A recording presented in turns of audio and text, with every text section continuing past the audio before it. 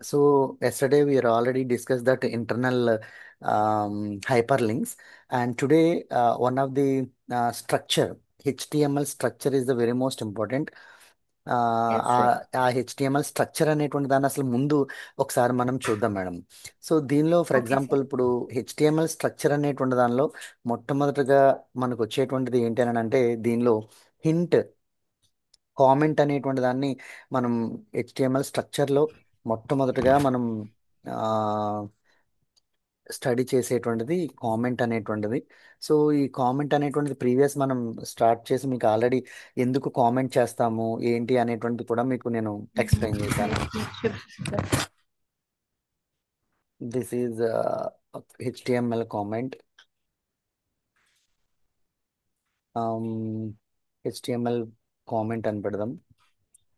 So ఈ comment అనేటువంటిది ఆమ్, మనకి ఫస్ట్ అండ్ లాస్ట్ మనకి ఈ చిన్న డాషెస్ మనం యూజ్ చేసి సో మనం ఇలా కామెంట్ కింద యూజ్ చేస్తాం. అండ్ నెక్స్ట్ దీనిలో ఫైల్ నేమ్ అనేటువంటి దాన్ని కూడా మనం ఏదైనా ఒక డాక్యుమెంటేషన్గా మనం చెప్పాలని అనుకున్నప్పుడు ఫైల్ నేమ్ అనేటువంటి దాన్ని కూడా కామెంట్లోనే మనం నోట్స్లో మనం రాస్తాం అనమాట. అంటే ఇప్పుడు for example first HTML page అనేటువంటిది ఉంది, ఫస్ట్ డాట్ హెచ్టిఎంఎల్. సో ఇలా మనం కామెంట్ వైజ్గా మనం దీన్ని ఇలా స్టార్టింగ్లో ఇలా నేమ్ పెట్టాం ఈ పేజ్కి లేకపోతే ఈ ఫైల్కి ఇలా నేమ్ అనేటువంటి దాన్ని అసైన్ చేసాము అని ఒక కామెంట్ సెక్షన్లో కూడా మనం యూజ్ చేయొచ్చు. ఓకే ఏ సార్. మేడం? నెక్స్ట్ దీని తర్వాత మనకి ఏదైతే హెచ్టిఎంఎల్ అనేటువంటి ఒక రూట్ కామెంట్ అనేటువంటిది ఉందో సో దీని తర్వాత మళ్ళీ మనకి హెడ్ అనేటువంటి దాన్ని యూజ్ చేస్తాం. సో దీని తర్వాత మనకి టైటిల్ అనేటువంటి దాన్ని ఓకే. యూజ్ చేస్తాం. సో టైటిల్ అనేటువంటి దానిలో this is first program,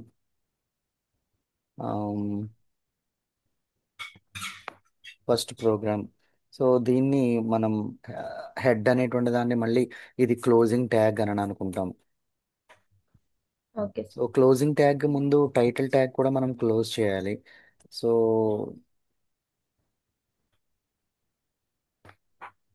so title tag and head tag అనేటువంటి దాన్ని కూడా క్లోజ్ చేసాం.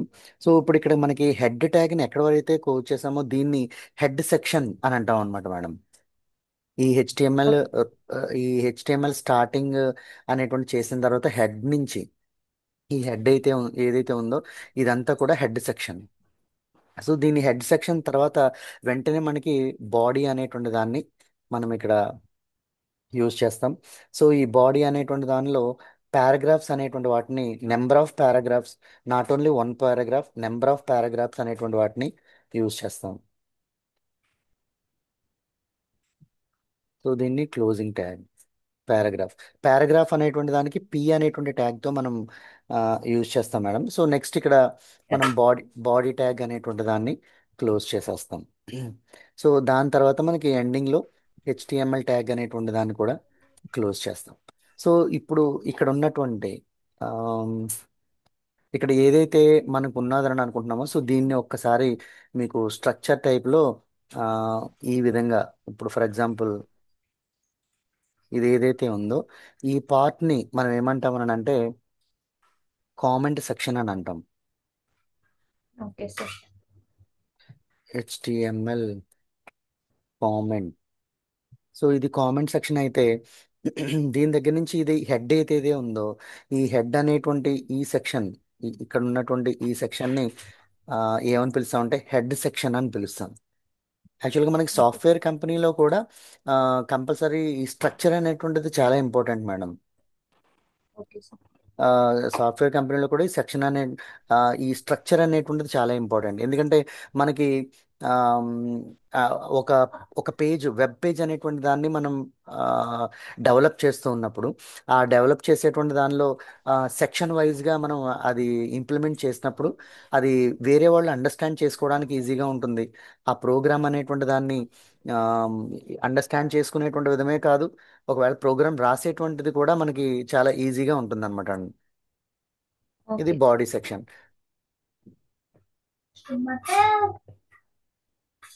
Body section. సో ఇప్పుడు చూడండి ఫర్ ఎగ్జాంపుల్ మనం ఇప్పుడు ఏదైనా ఒకటి ఎడిట్ చేయమని చెప్పి మన గ్రూప్ టీమ్ లీడర్ కానీ లేకపోతే వేరే వాళ్ళు కానీ ఎవరన్నా మనల్ని ఆ, ఏదైనా చెప్పాలని అనుకోండి.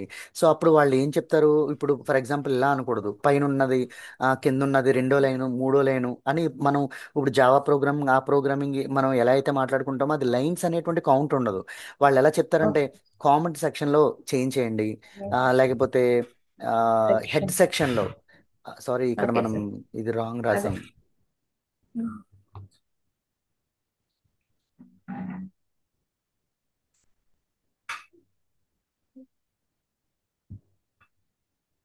హెడ్ సెక్షన్లో మీరు చేంజ్ చేయండి అని చెప్పి వాళ్ళు మనకి నోటిఫై చేస్తూ ఉంటారు అనమాట అండి. సో అప్పుడు చూడండి, మనం ఐడెంటిఫై చేయడానికి చాలా ఈజీగా ఉంటుంది. ఓకే, ఇది కామెంట్ సెక్షన్ అంటే ఇక్కడ అనమాట, హెడ్ సెక్షన్ అంటే ఓకే ఇక్కడ ఉన్నటువంటి హెడ్ సెక్షన్లో టైటిల్ అనమాట. సో బాడీ సెక్షన్ అనగానే దీనిలో పారాగ్రాఫ్స్ ఇవి వస్తాయి. సో ఇది బాడీ సెక్షన్ అంటే ఇదనమాట అని చెప్పి ఒక ఐడెంటిఫికేషన్ అనేటువంటిది మనకి రావాలని అనుకుంటే ఖచ్చితంగా మనకి ప్రోగ్రామ్ యొక్క స్ట్రక్చర్ అనేటువంటిది చాలా ఇంపార్టెంట్. ఏ madam? Okay sir. Right. So ఇది బాడీ స్ట్రక్చర్ అనేటువంటి దాన్ని మనం ఈ మూడు స్టెప్పుల్లో మనం కన్క్లూజన్ చేస్తాం, బాడీ స్ట్రక్చర్ అనేటువంటిది.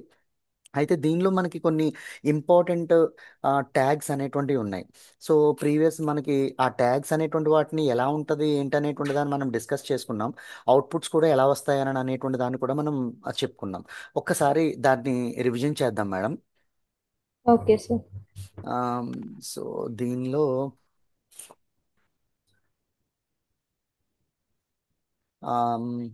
ఫస్ట్ ఆఫ్ ఆల్ మనం దీనిలో హెచ్టిఎంఎల్ అనేటువంటి ట్యాగ్ అనేటువంటి దాన్ని యూజ్ చేసి వాటిని మనకి అందరికీ తెలిసినటువంటిది డిస్కస్ చేసుకుంది. సో మనం ఇక్కడ బో బి అనేటువంటి ట్యాగ్ దేనికోసం మేడం?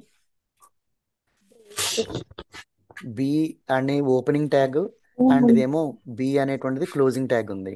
ఈ బి అనేటువంటిది ఎందుకు యూజ్ చేసాం మనం? బో బోల్డర్ బ్రేక్. ఎస్, బోల్డ్ బోల్డ్. మేడం, బోల్డ్. సో మనం ఇక్కడ బ్రేక్ అయితే బిఆర్. Okay BR sir. అనేటువంటి దాన్ని యూజ్ చేస్తాం. సో అంటే ఇక్కడ okay. Text this tag, actually this tag makes the enclose the text bold అనేటువంటి దాని గురించి. సో టెక్స్ట్ బోల్డ్ అనేటువంటి దాని గురించి మనం బి అనేటువంటి ట్యాగ్ని మనం యూజ్ చేస్తాం. సో బోల్డ్ ఓకే. తర్వాత మనకి ఐ అనేటువంటిది దేనికోసం madam? I I I tag. Image I ఇంకా అనేటువంటిది ఏంటంటే ఇటాలిక్. ఇటాలిక్. ఇటాలిక్ టెక్స్ట్ అనేటువంటి దాన్ని మనం ఇటాలిక్. ఇటాలిక్ అనేటువంటిది మీకు ఐడియా ఉందా మేడం? అంటే రైటింగ్. లేదు, చూడండి, ఇదిగో చూడండి ఒకసారి. నేను ఇటాలిక్ తీసేస్తే ఇదిగోండి ఇలా ఉంది. Italic yes sir. ఇవన్నీ కూడా మొత్తం ఇటాలిక్ లో ఉన్నాయి. యాక్చువల్గా ఇటాలిక్ తీసే అంటే ఇటాలిక్ అంటే రైట్ సైడ్ కి కొంచెం బెండ్ అయ్యి ఉంటుంది అనమాట. ఇప్పుడు చూడండి, ఇటాలిక్ అని ఇలా ఓకే. క్లిక్ చేస్తే అదిగోండి చూడండి ఇటాలిక్ అనేటువంటిది ఎస్ సార్. రెండు అయ్యి. సో ఇప్పుడు మనకి టెక్స్ట్ కంటెంట్ మనకి దీనిలో అయితే టెక్స్ట్ కంటెంట్ మనకి దీనిలో అయితే ఆటోమేటిక్గా ఐ అనేటువంటి దాన్ని మనం క్లిక్ చేస్తే బటన్ ఆటోమేటిక్గా the text it can be converted as a italic. But HTML అనేటువంటి దానిలో మనకి ఇలాంటి బటన్స్ ఇలాంటివి ఉండవు. అక్కడ మనం ఏం చేస్తామని అంటే ఓన్లీ మనం ఇటాలిక్ అని చెప్పి మనం చూడండి, ప్రీవియస్ మనం పారాగ్రాఫ్ అనేటువంటి దాన్ని క్లిక్ చేసి అక్కడ ఎస్ ఉన్నటువంటి సార్. టెక్స్ట్ కంటెంట్ అనేటువంటి చేసాం. దానికి ఇటాలిక్ కావాలంటే ఇటాలిక్ అని చెప్పి మనం చేసాం. సో అలా ఇటాలిక్ అనేటువంటి దానికి నెక్స్ట్ మనం మీకు తెలిసినటువంటిది యు అనేటువంటిది అండర్లైన్. అండర్లైన్. ఎగ్జాక్ట్లీ. సో మనం ఇక్కడ అండర్లైన్ అనేటువంటి దాన్ని మనం యూజ్ చేస్తాం, అండర్లైన్. సో మళ్ళీ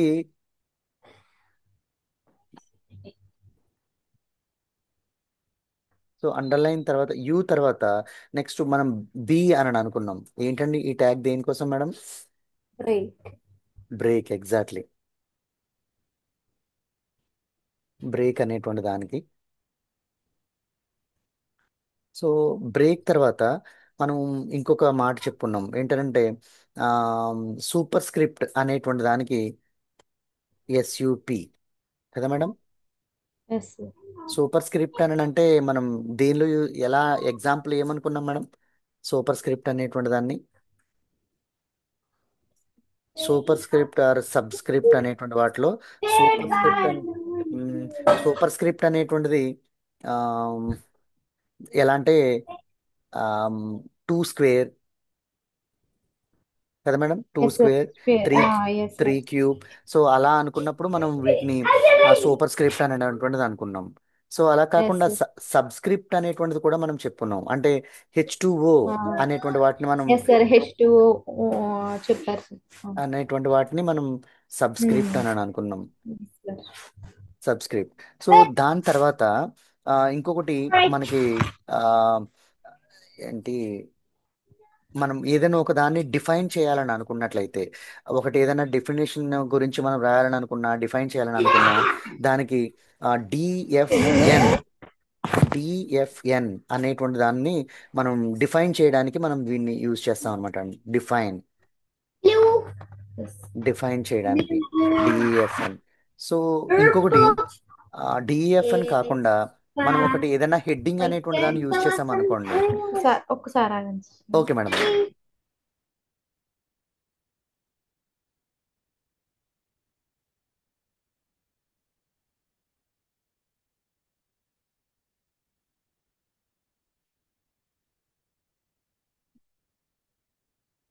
okay sir. Okay madam, right. So దీనిలో ఒక హెడ్డింగ్ అనేటువంటిది ఉందనుకోండి.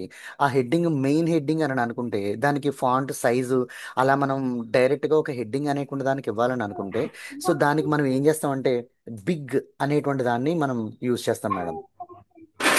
బిగ్ అనేటువంటి దాన్ని యూజ్ చేస్తే ఆ హెడ్డింగ్ అనేటువంటిది ఏమవుతుంది అని అంటే అది బిగ్ సైజులోకి ఆటోమేటిక్గా ఎస్ సార్.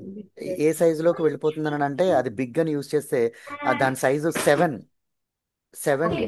డిఫాల్ట్గా 7 సైజులోకి ఫాంట్ సైజులోకి వెళ్ళిపోతుంది అనమాట అండి. సో ఇది మనం బిగ్ అనేటువంటిది ఆమ్, దీని యొక్క సైజు ప్రతి ఒక్కటి కూడా ఫాంట్ సైజ్ అనేటువంటిది ఎలా అవుతుందని అంటే మ్యాక్సిమం సైజ్ అనేటువంటిది 7, డిఫాల్ట్గా 7 ఫాంట్ సైజ్ అనేటువంటిది అయిపోతుంది అనమాట అండి. ఓకే.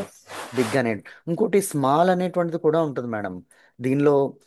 మనకి ట్యాగ్ అనేటువంటిది డైరెక్ట్గా మనం ఆ హెడ్డింగ్ పక్కనే ఆ, ఇక్కడ మనం ఈ మధ్యలో ఒకవేళ ఇక్కడ మనం ఏదైనా సరే నోటిఫై చేసామనంటే ఈ రెండింటి మధ్యలో, సో అది స్మాల్ అంటే ఆటోమేటిక్గా ఆ స్మాల్ అనేటువంటి సైజ్ ఎంతగా అవుతుందంటే 3 సైజ్కి వచ్చేస్తుంది అనమాట అండి. Okay sir. 3 ఫాంట్ సైజ్కి వచ్చేస్తుంది అనమాట అండి. సో ఇవన్నీ కూడా మనకి ఈ మినిమం నాలెడ్జ్ అనేటువంటిది మనకు ఉండాలని తప్ప మరి ఇంకోటి ఏమి కాదు. మళ్ళీ ఇంకోటి చూడండి, స్ట్రైక్ అనేటువంటిది ఉంటుంది. స్ట్రైక్.